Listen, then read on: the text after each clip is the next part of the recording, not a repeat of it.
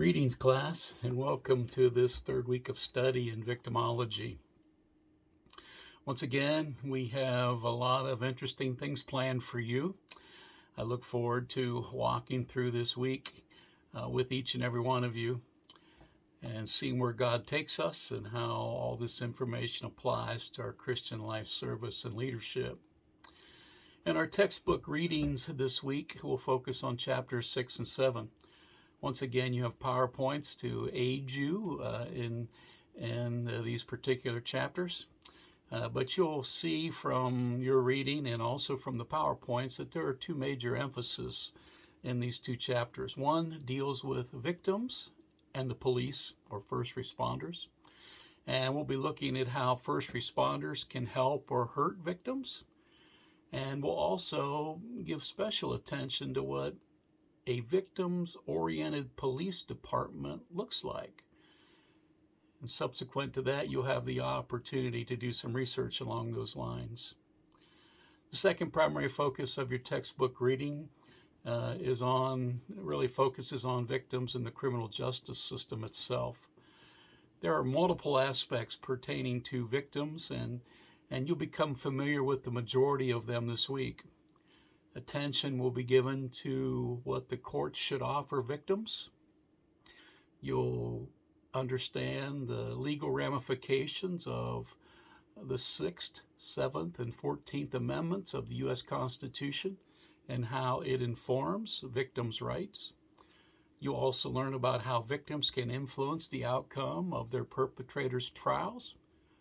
And you'll be able to also see and explore how victims have a right to what life looks like behind bars for their perpetrator.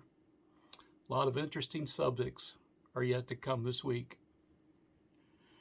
In our class chapel, Our Time with God, you'll be asked to comment on what is known as victims without crime. You'll be reading some about that, but in this particular assignment, you'll compare and contrast how the state and God views such occurrences of what is known as victims without crime. This week's research assignment builds on the 3 videos you'll watch regarding law enforcement and their role with victims. There is best practice procedures in place for police, for law enforcement, when dealing with victims. But how widespread is it?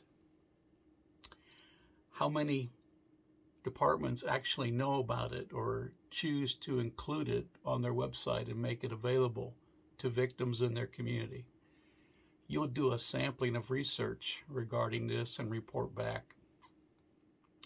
Our theological assignment this week centers on Job chapters 4 through 14.